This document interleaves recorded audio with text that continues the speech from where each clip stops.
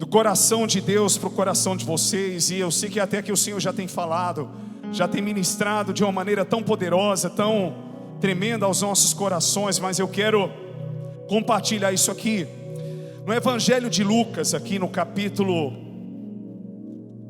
10, a partir do versículo 38. Eu quero estar compartilhando esse texto que já é muito conhecido por muitos aqui. Eu quero falar nessa noite sobre escolhas. Eu quero liberar essa palavra sobre o seu coração, porque assim como o Espírito Santo de Deus, Ele tem falado comigo, Ele tem ministrado a minha vida, eu creio que Ele estará ministrando também sobre a tua vida. Lucas capítulo 10, a partir do versículo 38. Nosso Deus é bom, nosso Deus é tremendo, Ele é incomparável, outro nome não há. Se você não encontrou aí, você vai poder também nos acompanhar pelo telão, independente da versão, o sentido é o mesmo. Então você tem a oportunidade aí de ler aí pela tela. E eu gosto quando as luzes ficam amenizadas, e amo também quando o nosso querido Elinho, esse príncipe, está ministrando conosco. Amém, meu lindão? Deixa Deus te usar poderosamente. A palavra do Senhor nos diz aqui no Evangelho de Lucas, no capítulo 10, a partir do versículo 38. Está escrito aqui: caminhando Jesus e os seus discípulos chegaram a um povoado, onde certa mulher chamada Marta o recebeu em sua casa. Maria, sua irmã, ficou sentada aos pés do Senhor, ouvindo a sua palavra. Marta, porém, estava ocupada com muitos serviços. Aproximando-se dele, perguntou: Senhor, não te importas que a minha irmã, preste atenção, tenha me deixado servindo sozinha? Diz ele a ela que me ajude. Respondeu o Senhor: Marta, Marta, você está preocupada e inquieta com muitas coisas, todavia apenas uma é necessária, e Maria escolheu a boa parte, a qual não lhe será tirada. Curva a sua cabeça e feche os seus olhos. O nosso Deus, Ele é tremendo, e eu creio que Ele tem algo novo a ministrar ao meu e ao seu coração. Meu Deus, muitas vezes nós olhamos para um texto tantas vezes, e até pregamos já sobre ele, mas o teu Espírito, pela sua infinita graça, sempre nos traz revelações novas, ministra ao nosso coração aquilo que nós precisamos ouvir. Não a nós, Senhor, mas ao teu nome em toda glória. Que o Senhor seja exaltado por meio de tudo aquilo que será pregado, que será liberado nessa noite. Eu quero te glorificar mais uma vez por todos aqueles, Senhor, que estão aqui, e de maneira especial, Senhor, pela vida da minha avó, da minha tia, porque o Senhor sabe tudo aquilo que nós enfrentamos, e como é bom, Senhor, estarmos juntos aqui, contando a vitória do Senhor, os livramentos do Senhor e as intervenções do Senhor em todo esse processo que nós vivemos. E nós entendemos, Pai, que quando a dor, as feridas, elas se tornam em cicatrizes, elas servem de remédio, Senhor, para vidas e corações.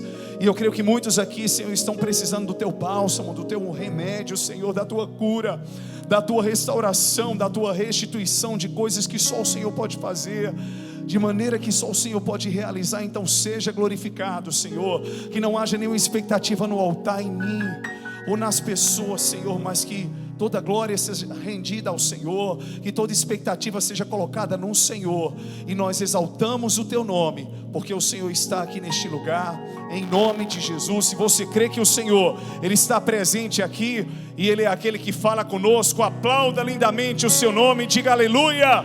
Nosso Deus é bom demais. Meus lindos, é interessante que não tem como não falar sobre isso. O Brasil chorou agora pela perda de uma cantora secular, e nós entendemos a realidade daquilo que está acontecendo, e sabemos que só o Espírito Santo para trazer consolo sobre as vidas e sobre os corações. E é interessante que eu comecei a assistir os stories da Ana Paula Valadão, e ela começou a fazer colocações bem importantes acerca de algumas experiências que ela teve quando ela estava morando aqui no Brasil. Ela fala, eu não sei se muitos aqui já assistiram, mas ela fala sobre a experiência que ela teve com aviões bimotores aqui no Brasil. E ela disse que a facilidade do trânsito aéreo aqui no Brasil, através desses aviões de pequeno porte, são muito grandes. E ela disse que quando seus filhos eram pequenos, então ela pegava um jatinho, um avião bimotor, monomotor, ia fazer o evento e voltava de repente para BH, e os seus filhos ainda estavam acordando, o sol estava raiando, e eles nem percebiam que a sua mãe havia saído. Era uma forma dela sempre estar mais presente na vida dos seus filhos. E por muitas vezes ela escutou de amigos, de irmãos, de pessoas, não viaje nesses aviões porque eles não têm manutenção, eles são velhos e na grande maioria das vezes eles dão problemas. Mas ela colocou diante do Senhor, dizendo: Deus, se eu estiver sendo imprudente, ou eu ou meu esposo, então fale conosco, para que possamos realmente ter mais prudência, e a gente passa, mesmo que demore mais, a esperar nos aeroportos. E ela disse que foi para um congresso da Gatorade, e ela estava no Texas, se eu não me engano, e recebeu uma ligação de um hispano. E esse hispano, ele fazia produções musicais, e ela imaginou que se tratava de alguma produção musical relacionada a ela. E na ocasião ela estava lotada de compromissos, e o hispano insistiu para encontrar com ela, e ela falou: então venha na parte da manhã, porque é o meu café da manhã e é o único espaço que eu tenho livre para termos uma reunião extra, porque estou lotado o dia todo. E ela disse que lembrou dele sentado na frente dela, e começou a falar sobre ela voando de um lado para o outro no Brasil. E de repente, o desejo dele era vender um jatinho para ela. E naquela hora, ele começou a dar uma aula para ela sobre segurança aérea. E ele começou a passar para ela que os aviões monomotores, a sua grande maioria, eles são bem equipados. O problema não é com os aviões, o problema é com a malha das aeronaves, onde eles não têm lugares para pousar quando há uma necessidade. Ele começou a dar um exemplo sobre os Estados Unidos, e ele começou a dizer que quando os aviões bimotores ou monomotores começam a sobrevoar, a cada 5 minutos tem onde se pousar. Se tiver um problema em uma turbina, a outra passa a funcionar. Então eles têm onde pousar. Tem fazendas privadas, tem uma ampliação de lugares onde tem aeroportos privados, exatamente para que jatinhos particulares e aviões monomotores eles possam pousar. E ele começou a dizer que no Brasil, no norte do Brasil, você viaja por horas e você não tem onde pousar se tiver qualquer problema. Então de fato o avião ele vai cair porque não tem onde pousar. Então agora eles estão com a estratégia no Brasil de estender e começar a construir nas fazendas e nas regiões exatamente lugares de pouso, para que, existindo alguma dificuldade com os aviões monomotores e bimotores, eles tenham onde pousar. Então ela começou a dizer que muitas vezes o grande problema não são os aviões, mas é o lugar de pouso que não se encontra. E o que isso tem a ver com a nossa palavra? Porque tem a ver com uma realidade tão atual que nós vivemos. Eu não estou aqui para julgar que foi essa questão, eu não estou aqui para dizer que o avião era velho, era novo, até porque eu não estou sabendo de detalhes minuciosos. O que a gente sabe é aquilo que a mídia passa.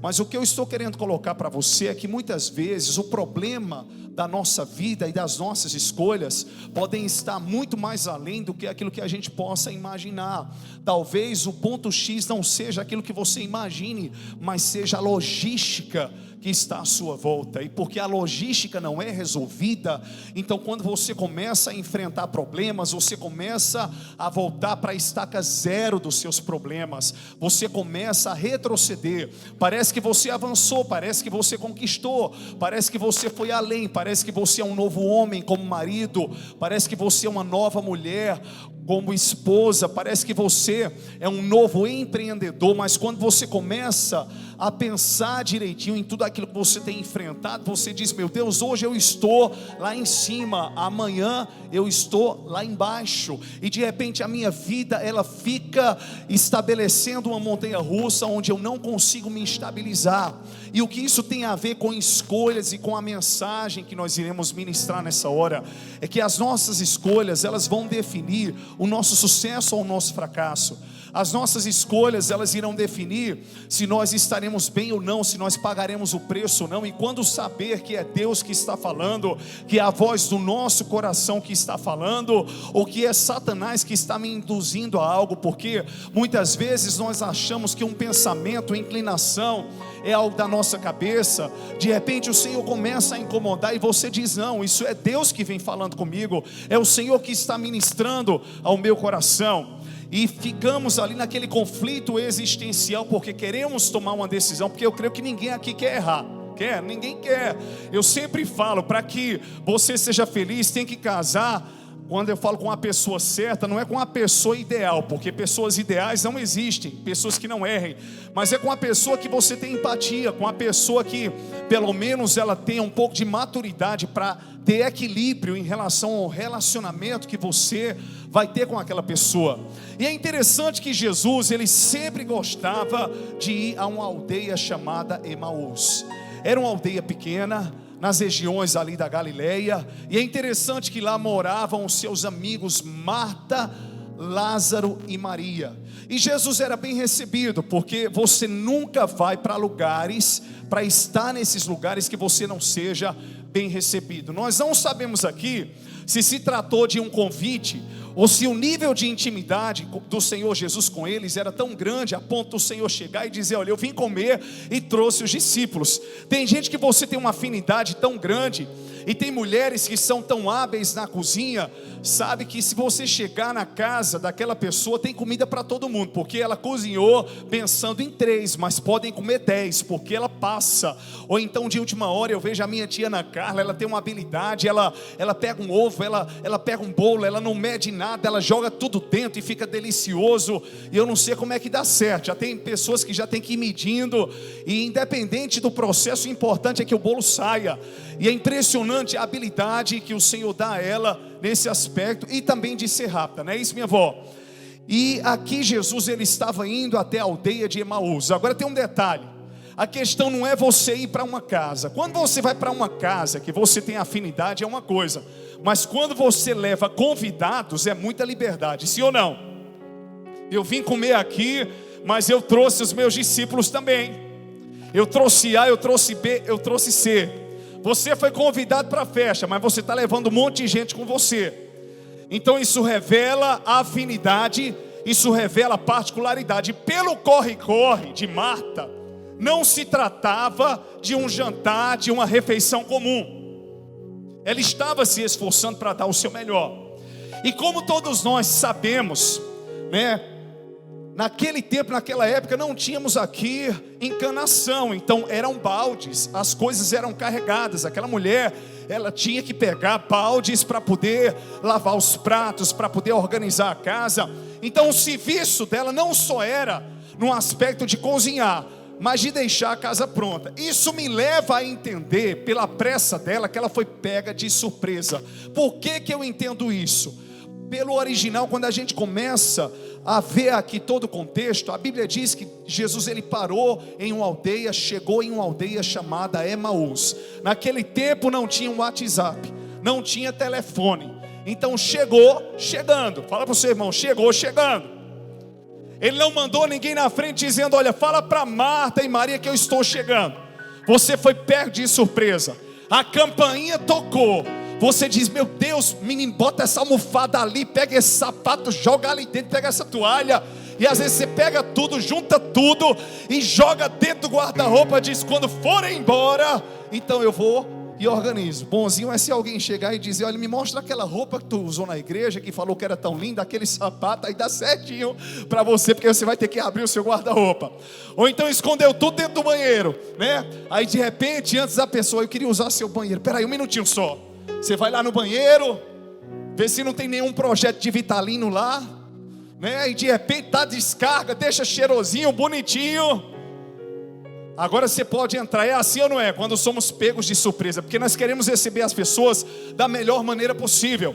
Então quando o original diz que Jesus, ele parou naquele lugar, literalmente ele parou. Então nós vemos que ela foi pega de surpresa, e ela estava no corre-corre com Jesus dentro da casa. Então a arrumação estava acontecendo, e o jantar com Jesus dentro da casa. Quando você está esperando alguém, você vai esperar a pessoa chegar para arrumar a casa e para cozinhar? Não, já deixa tudo pronto, só para esquentar, sim ou não? Mas quando a arrumação começa a acontecer com Jesus dentro da casa, esse é o primeiro princípio que eu quero destacar aqui para você. Não tenha vergonha de arrumar a casa da sua história com Jesus dentro dela. Ele está vendo tudo. Ele está vendo cada móvel que você está removendo daquele determinado lugar. Ele sabe das mudanças que estão acontecendo. Ele está vendo o seu esforço e Ele não está censurando a sua atitude. Jesus nunca criticou Marta pelo fato dela estar fazendo um jantar, dela estar correndo para preparar isso ou aquilo. O problema não era esse. Eu quero dizer para você aqui nessa noite, se Jesus ele tem pousado hoje na sua casa, se Ele tem te surpreendido com coisas que você diz, eu não esperava que Ele chegasse agora com essa provisão, eu não esperava estar passando por isso, eu estou correndo muito, eu estou cansada, e pela queixa daquela mulher, ela vinha trabalhando muito, ela fazia com amor, ela fazia com prazer, mas ela estava cansada, e talvez o cansaço tenha tomado conta de você, a ponto de você dizer, Deus, me dê graça para terminar o que eu comecei. Não tem pressa, mas o que o Senhor quer é que você conclua a boa obra. Jesus não estava apressando aquela mulher, Jesus não estava dizendo tem que estar pronta até tal hora. Jesus estava vendo ela arrumar e Ele não disse nada, Ele só falou quando ela o questionou. Por isso a palavra de Deus para você hoje é: comece a arrumar a casa com Jesus dentro dela, ainda que demore, mas você já começou. E se você colocou a mão nesse arado ministerial, familiar, nesse sonho, nesse projeto, não volte atrás, porque Deus vai te capacitar para concluí-lo. Se você crê que é assim, levante uma das suas mãos e diga aleluia, e aplauda lindamente o nome do Senhor. Escolha começar. A pior coisa do mundo é trabalhar debaixo de pressão. Muito embora existem pessoas que são muito lentas e elas precisam de uma certa injeção. Às vezes você tem que estar em cima de um pedreiro, de um montador de móveis. Estou falando de você não, viu, meu príncipe? Você é uma benção. Mas você conhece, existem pessoas e pessoas. Mas é interessante que ela começou e Jesus não falou nada. Jesus estava calmo em uma sala, conversando e ensinando aos discípulos. Geralmente eu sempre falo que tem pessoas que quando estão com fome, elas ficam estressadas. Você fica estressado quando está com fome? Sim ou não?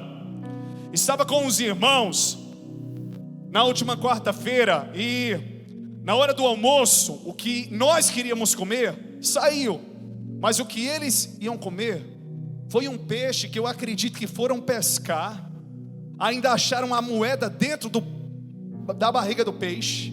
Depois que acharam a moeda, foram tirar a moeda e depois foram assar o peixe.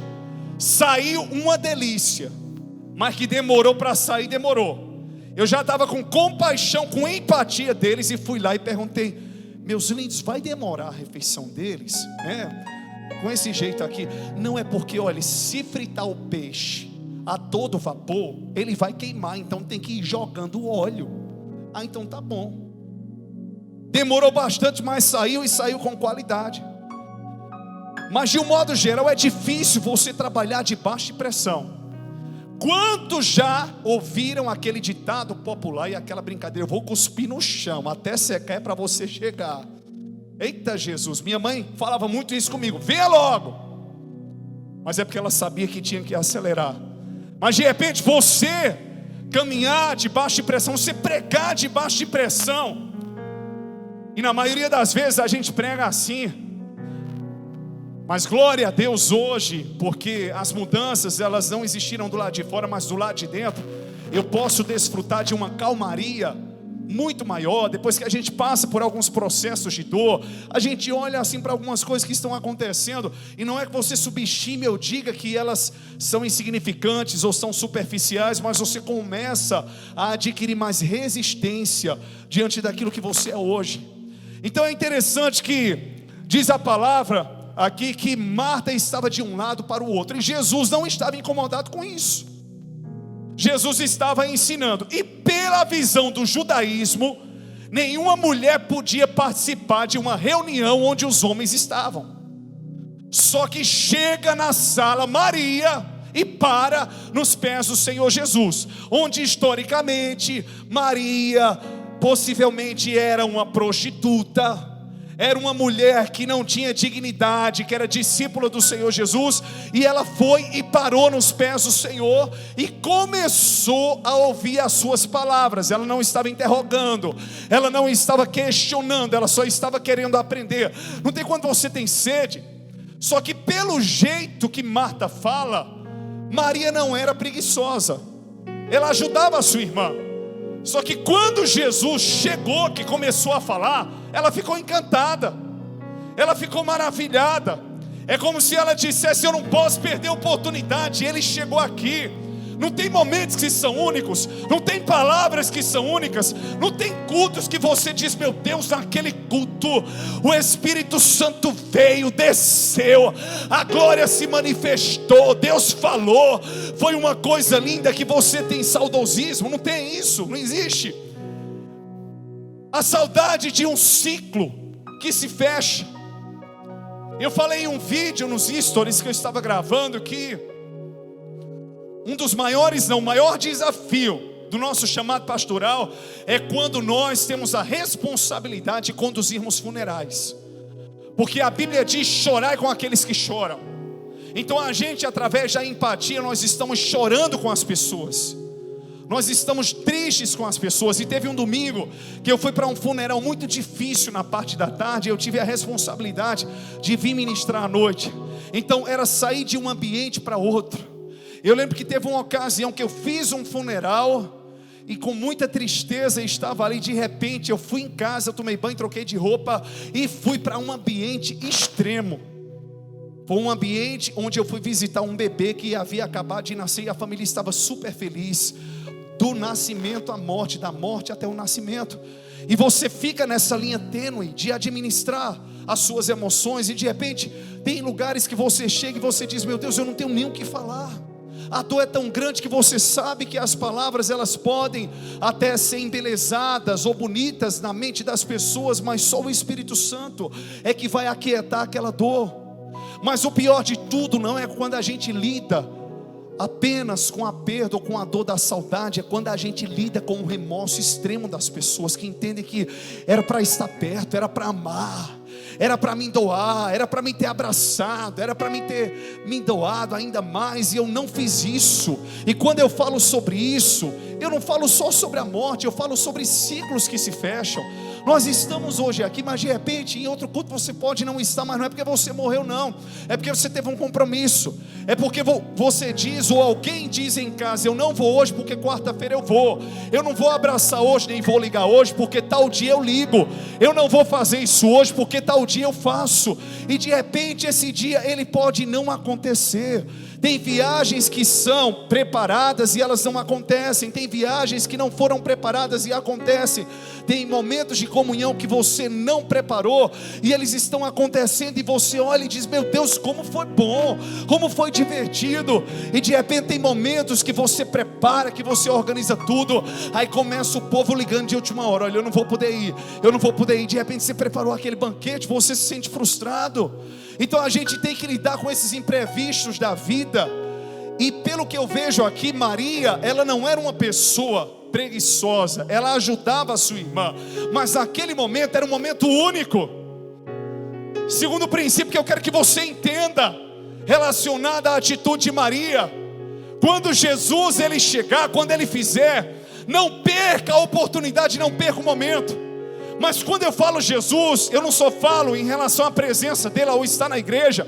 Eu falo quando você está tomando um café com o seu irmão, quando você está olhando para ele, Dê prioridade a olhar nos olhos dele.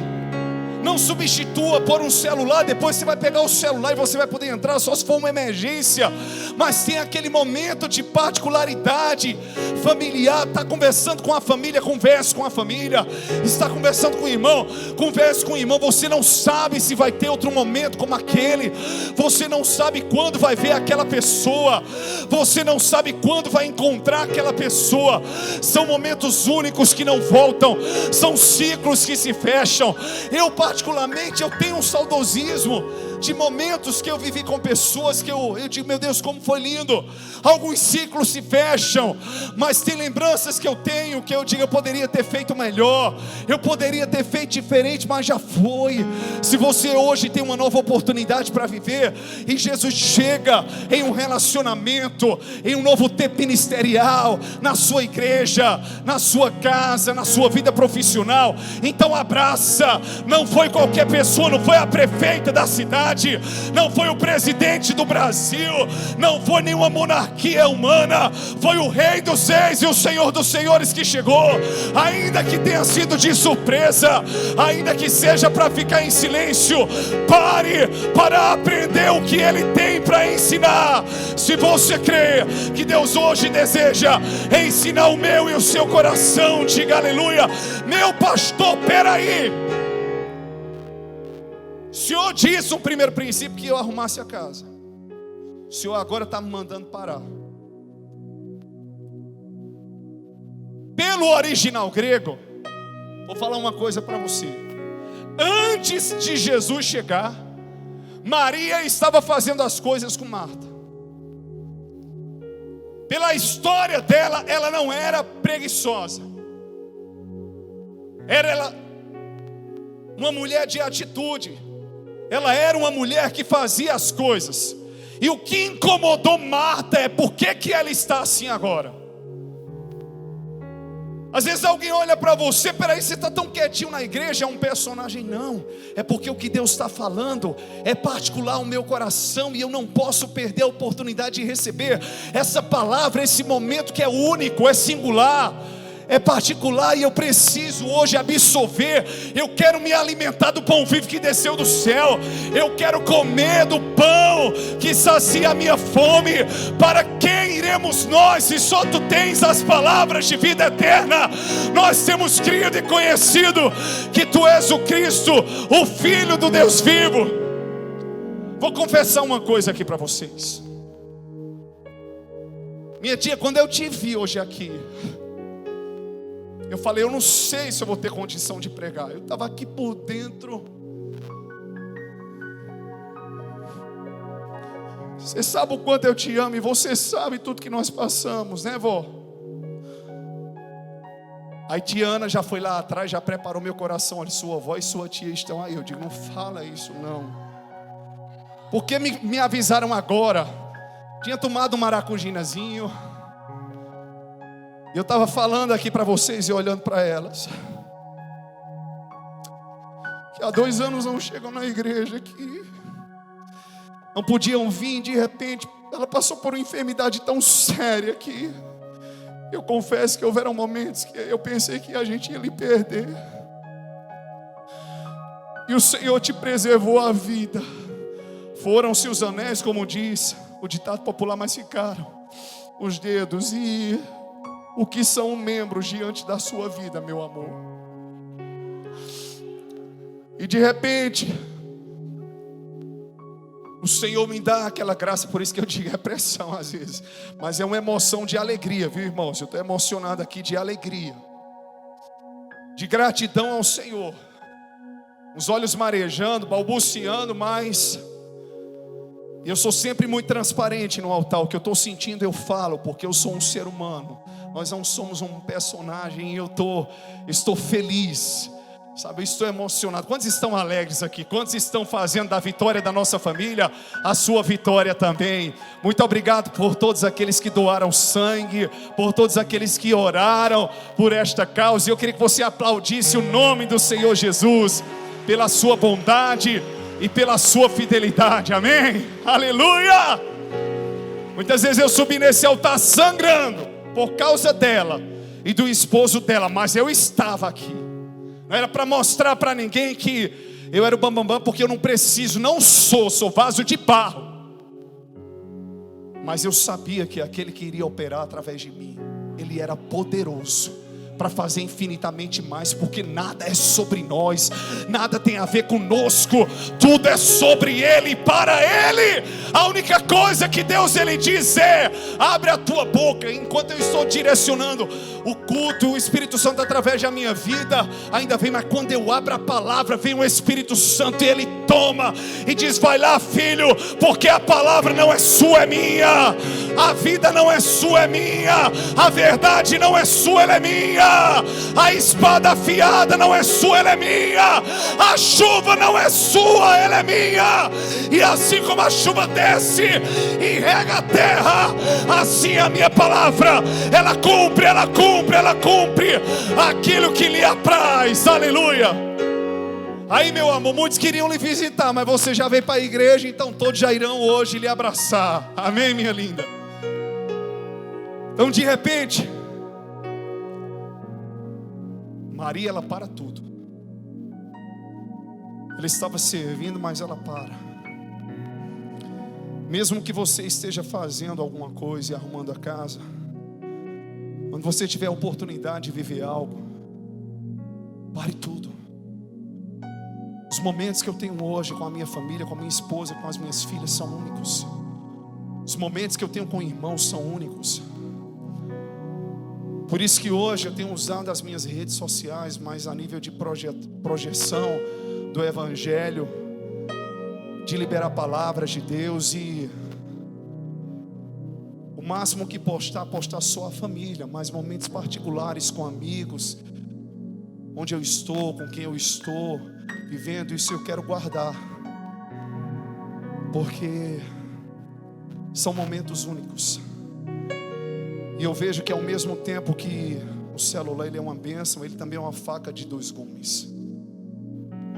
Você também acaba perdendo muito a sua privacidade. E eu já passei um período da minha vida de muita exposição, e hoje eu tenho buscado, embora me exponha por causa do Evangelho, mas eu tenho buscado ser mais reservado em algumas coisas. Isso tem sido muito bom para mim. Amém, meus lindos? Glória a Deus. Então, Maria, ela vai e ela para. Quando ela para tudo, diz a palavra que Marta se incomodou, porque ela queria ver a casa pronta. Com todo amor e carinho do mundo, eu enxergo a minha mãe. A minha mãe, ela tem uma arrumação nota 1000. Você chega na casa dela, já ouviu a expressão assim: você come dentro do banheiro? É de toda a família, mas a minha mãe é assim. Eu vou contar uma particularidade aqui familiar. A minha mãe, ela pega os ovos que ela vai fritar no outro dia. Quando ela arruma a janta, a mesa da janta da noite, ela já deixa a quantidade de ovos que ela vai assar dentro do prato e a mesa posta para o café da manhã. Já deixa o bolinho cortado, o queijo de manteiga cortado, tudo direitinho para facilitar quem vai pegar. Você falar com ela, ela vai mandar 1000 corações para você. Você conhecer minha mãe, você vai entender um pouco quem é o pastor André. Não é isso, pastor Gladys? Então, de repente, eu acho que é toda a família, né, vó? A gente chega lá, minha avó: olha isso, por sinal, minha lindona, está perto o seu aniversário, né? Vamos celebrar. Foi minha avó que foi instrumento, gente, nas mãos do Senhor para me levar para Jesus, viu? Criança, me levava para a igreja. Então, não só é a matriarca da família, foi o instrumento que Deus usou para que eu conhecesse a Jesus. E eu queria que você aplaudisse o nome do Senhor Jesus por isso. Eu quero honrar hoje a vida de vocês através desses testemunhos. Então, minha mãe, ela é bem organizada. Isso é muito lindo. Você chega na casa dela, pode chegar lá de surpresa.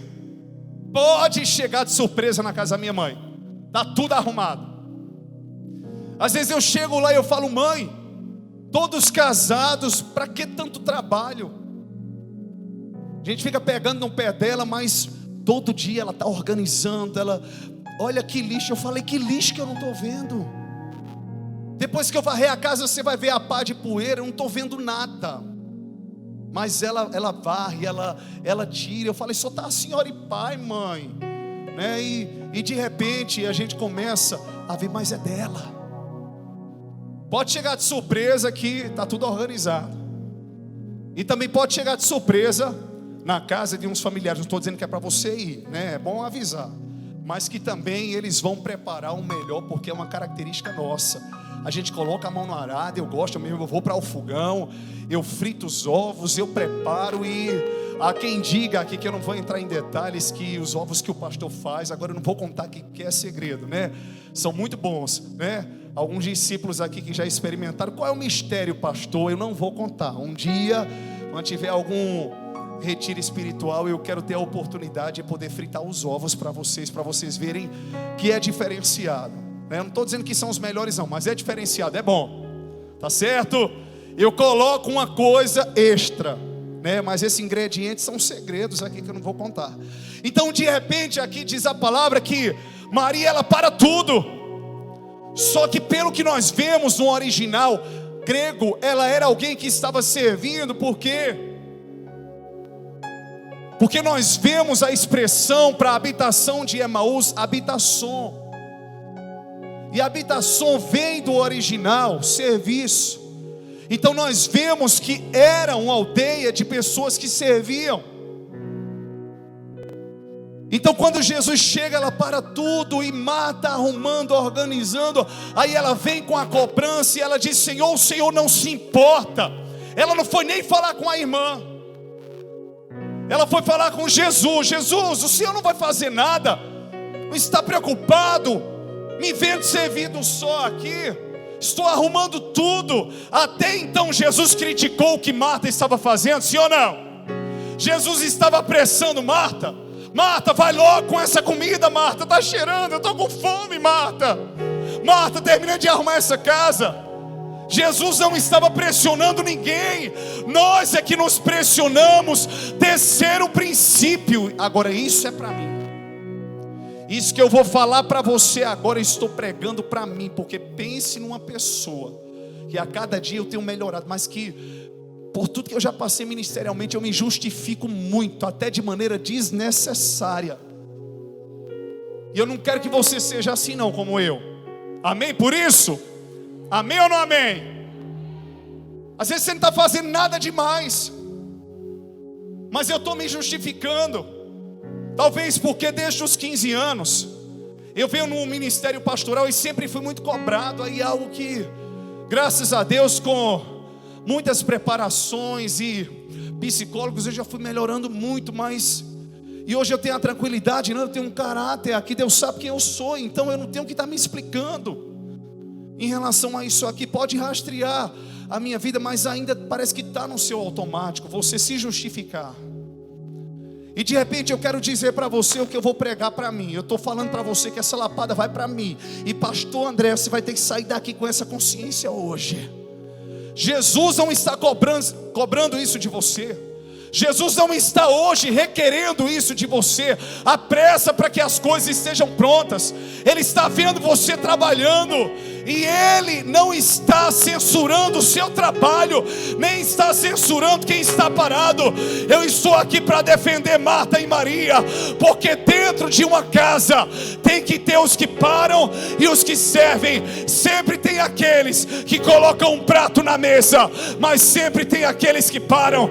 As pessoas querem meter a lenha em Marta porque ela não parava, mas o problema de Marta não era estar trabalhando. Jesus nunca se preocupou com alguém que trabalha demais. A única coisa que ele disse é que ela estava ocupada com muitos serviços, porque ele percebeu que ela estava cobrando dela mesmo o que não era necessário. É o que acontece comigo, essa autocobrança de sempre você tem que se justificar, de sempre você tem que aprontar, de você ter que fazer isso, fazer aquilo. Nós precisamos superar isso. em nome de Jesus. Quantos creem que pela fé nós sairemos aqui restaurados por essa palavra? Porque essa é a minha escolha e eu creio que será a sua também. Se você crê que é assim, diga aleluia. Às vezes eu admiro muito meu irmão Tiago, que alguém chega para ele com alguma pergunta e ele não entra em detalhes, ele deixa a pessoa no vento. Eu digo: Tiago, ele disse: é com gente indiscreta a gente age assim, não tem a ver com essa pessoa. Eu digo: mas não responda assim não, rapaz. Não é que ele seja ignorante, é que ele é básico. Tu estava em tal lugar, tu me viu lá, foi, então eu estava. Pronto. Mas estava fazendo o quê? O que você me viu fazendo. Básico. Eu não tenho nada a ver com ele, irmãos. Eu vou dizer, eu estava lá porque fulano de tal ligou para mim, era tal hora. E eu fui, já estava quase dormindo. E de repente eu acordei.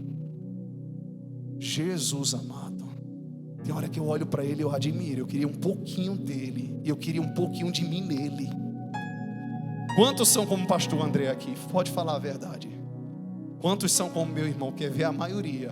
Deixa eu ver. Ninguém é nada aqui. Quem é assim? Quem é assim? De se justificar mais, levanta a mão.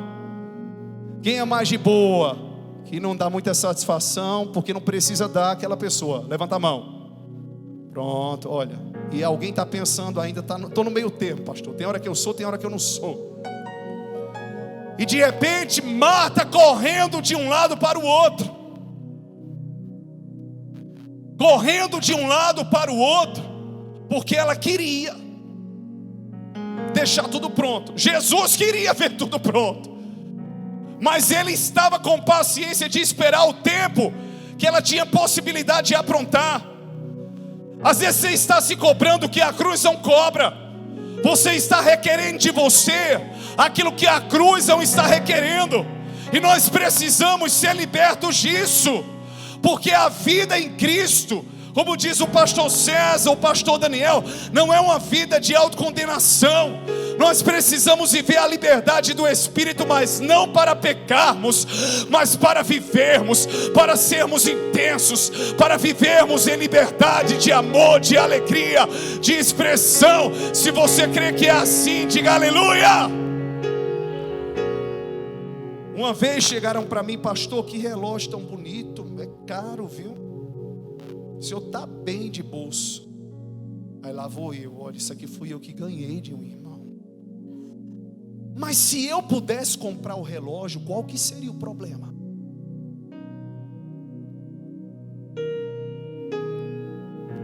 Aí tem gente que: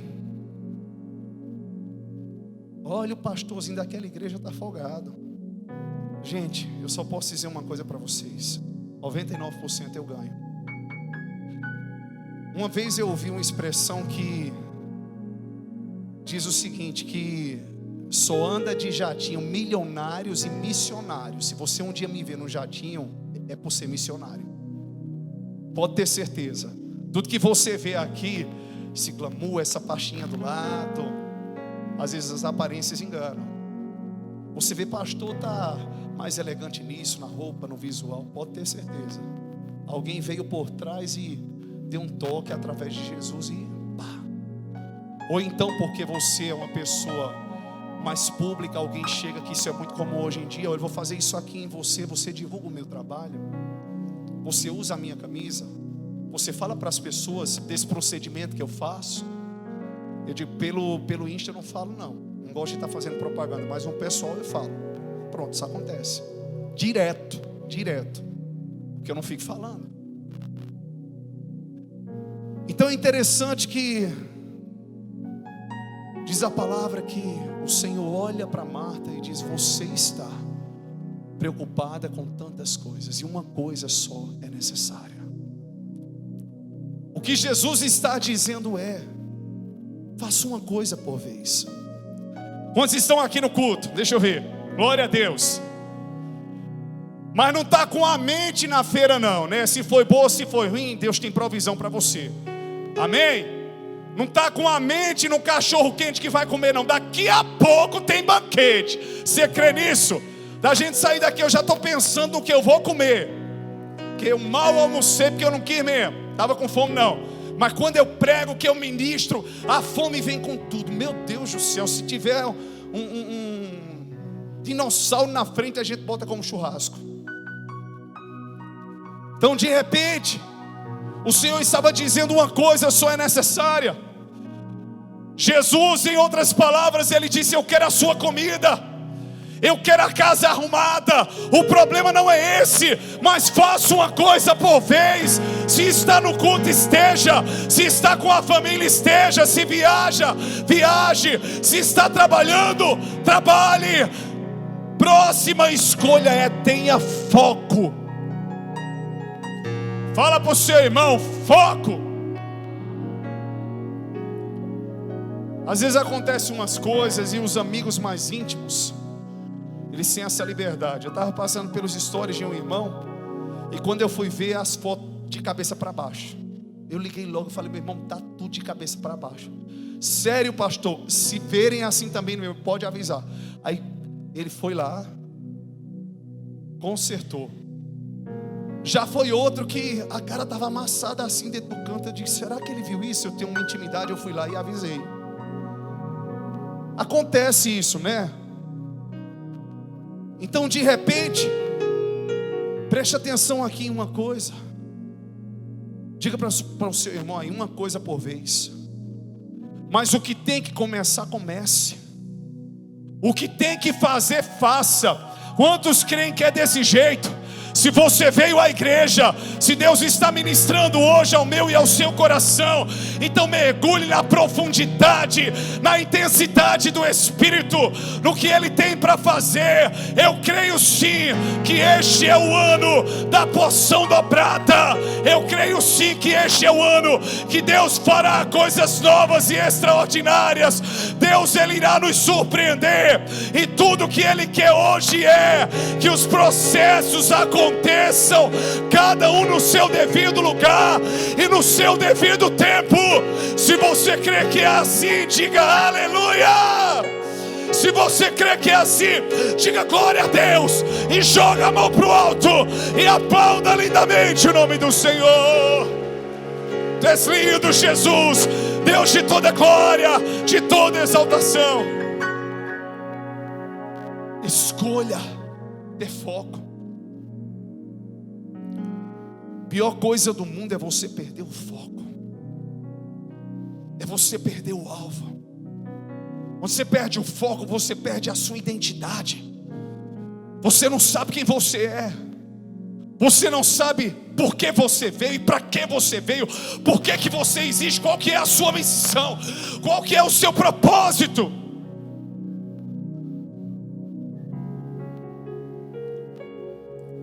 Tudo que nós precisamos hoje é entendermos o que Deus tem para nós e o que Ele quer de nós. Quantos entendem isso? E como é que eu posso entender?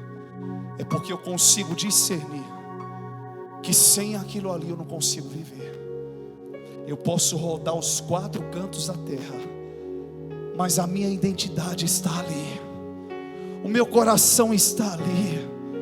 É aquela pessoa que eu amo, é aquela igreja que eu me identifico. É nisso que eu quero investir, é nisso que eu quero focar. Ontem aconteceu o aniversário da minha sogra, e eles trabalham muito nas feiras, e não podíamos fazer muita coisa, mas fizemos um bolinho para ela, e fomos lá para a casa dela. E minha esposa lá feliz, e nós estávamos como família também felizes. E de repente, minha esposa, ela foi pegar a irmã, e na hora da arrumação, cadê a chave do carro? Que ela tinha colocado a nossa chave do carro lá. Liga para a sobrinha: você viu a chave do carro? Não vi. Às vezes alguém pega por engano. Você viu? Não vi. Aí meu sogro disse: olha, pastor André, tenha calma, mas com toda a amorosidade do mundo, que vai encontrar. Eu falei: irmão, não se preocupe. Depois do que eu já passei, que eu vi quem eu amo, quase morri, Jesus tirou da sepultura. O carro dorme aí fora, amanhã eu trago chaveiro, se der para pegar Uber eu pego.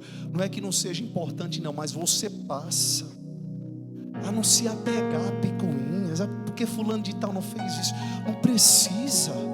Para as pessoas te amarem, elas não têm que estar coladas com você. Para as pessoas te amarem, elas não têm que estar mandando mensagens para você. Para as pessoas te amarem, elas não têm que estar curtindo a tua foto, elas não têm que... Não tem. O amor, ele tem as suas várias linguagens. Tem gente que fala, tem gente que tem atitude. E não é porque uma pessoa está longe fisicamente que ela não te ama. E a gente precisa entender a linguagem de amor de cada pessoa, e a gente só entende quando a gente amadurece. Às vezes aquela pessoa não mandou uma mensagem no seu aniversário, não é porque não te ama, é porque não lembrou. Às vezes o problema não tem a ver com você, ela está muito ocupada. Ela é uma pessoa que batalha muito. Então ore por essas pessoas. Veja o esforço, veja o amor, veja a atitude. Estamos nos apegando a coisas tão pequenas que, meu Deus do céu, não é que eu precisava passar por esse processo familiar, mas isso me resignou, isso me amadureceu 10 anos. Eu olhei para trás, eu falei: meu Deus do céu. Alguém disse para mim no meio do processo: pastor, depois que tudo isso passar, você vai olhar para trás e vai dizer: meu Deus, hoje eu sou uma nova criatura. E parece que foi isso mesmo que aconteceu. Você está entendendo? Você não tem que estar você não precisa dizer para as pessoas que é. Elas vão ver pelos seus frutos. Elas vão ver pelas suas atitudes. Não é que você vai perder a sua essência, mas algumas formas em você, elas serão modificadas. E as pessoas verão isso pelos seus gestos. Você não vai deixar de ser quem você é em Deus, mas tenha foco. E o seu foco hoje precisa ser o que Jesus está instruindo. Jesus não disse: pare agora e venha me ouvir. Ele falou. Ele não disse: faça o que Maria fez. Ele só disse: Maria escolheu a boa parte. Não foi porque ela foi melhor do que Marta. Você se engana. Jesus usou, ela escolheu a boa parte, a qual não lhe será tirada. Ele se referiu a ele, sim, mas ele se referiu a ela e escolheu uma coisa boa fez. Marta não estava em pecado, Marta não estava errada, mas ela estava com um ativismo absurdo que ela não estava conseguindo parar. Tem gente que para o corpo, mas não para o coração. Tem gente que fecha os olhos, mas não sabe o que é paz, não sabe o que é descanso. Tem gente que sobe no altar, mas não sente o que é unção. Tem gente que vive o chamado, mas não sente o chamado queimar dentro dela, dentro dele. Eu quero dizer algo para você nessa noite. Deus está mudando o nosso foco e está trazendo escolhas e motivações corretas. E eu profetizo e declaro que nós sairemos daqui diferentes, restaurados e transformados pelo poder do nosso Deus. Se você crê que é desse jeito, joga a mão pro alto e aplauda lindamente o nome do Senhor Jesus.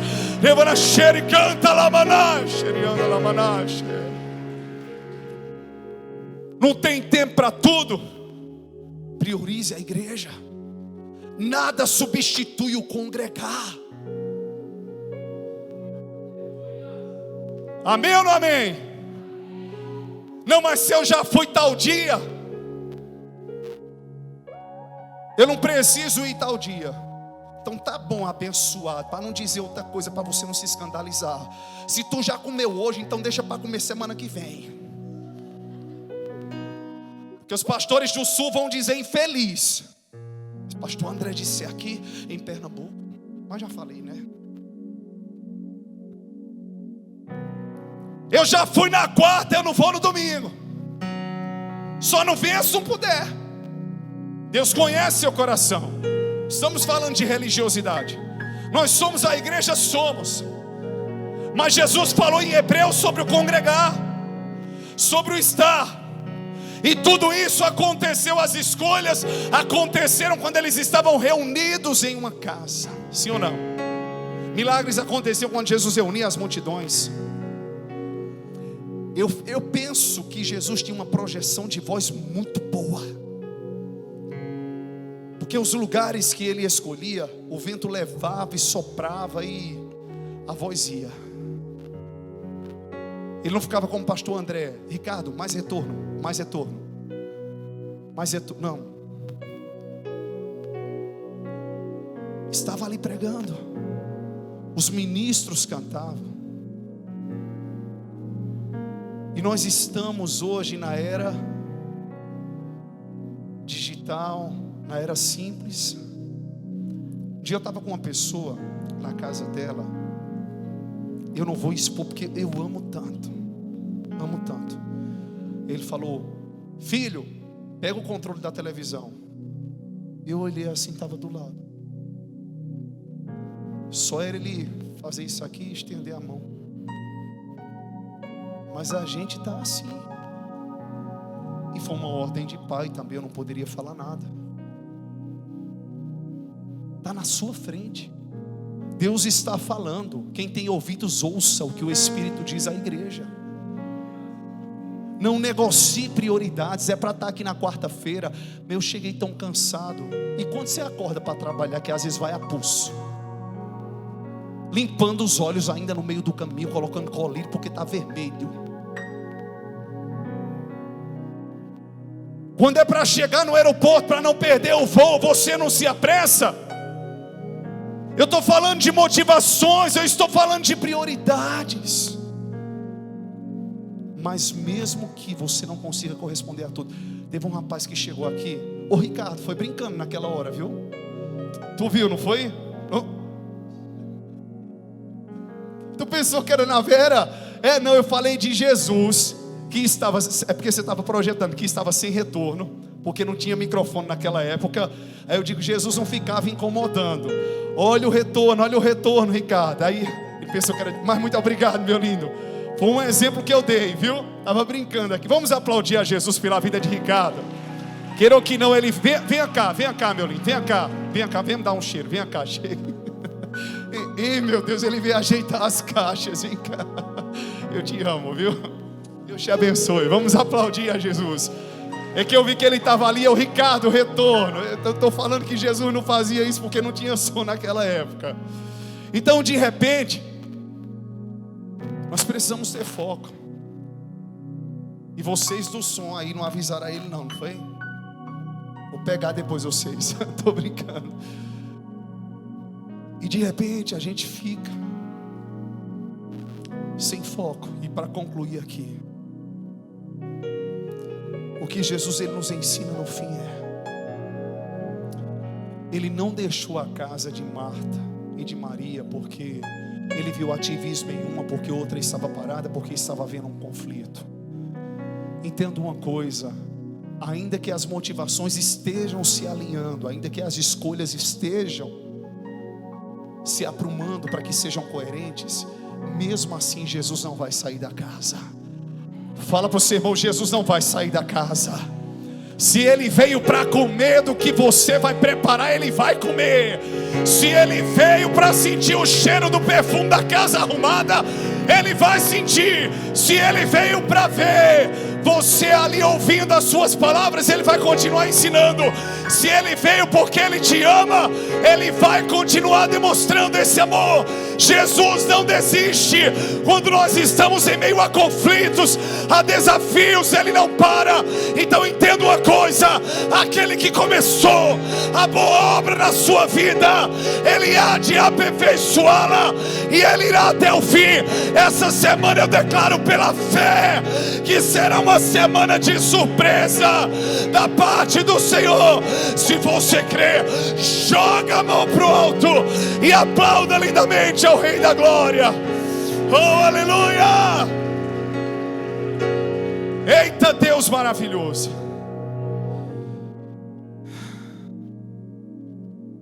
Quantos querem escolher a boa parte? Quantos querem fazer a escolha correta? Entenda esses princípios. Não pare de arrumar. Jesus não está te apressando. Comece. Quando você tiver oportunidade, segundo princípio, que for uma oportunidade única na sua vida, aproveite. Fala para o seu irmão, aproveita. Aproveita. Igual a você tá com uma certa idade e vai brincar com os netos na roda gigante, no parque, volta a ser criança. É assim ou não é? Eita, Deus maravilhoso. Eu poderia continuar muito mais aqui falando. Outro princípio aqui, grave isso. Diga para o seu irmão, não esqueça, meu irmão. Diga, não esqueça, meu irmão. Eu quero que você fixe esse, não perca o foco. Diga para o seu irmão, não perca o foco. E quarto, Jesus não vai sair da casa porque o conflito está existindo. Ele só vai alinhar as motivações e os propósitos. Amém por isso. Eu profetizo que as suas escolhas essa semana, elas serão para a glória de Deus e em Deus. Amém por isso. E que Deus te fará frutificar em toda boa obra. Mesmo aquilo que você não alcançou, você alcançará. E vai ser uma semana de milagres. Se você crê nisso, levante uma das suas mãos e aplauda lindamente o nome do Senhor Jesus. Aleluia! Mas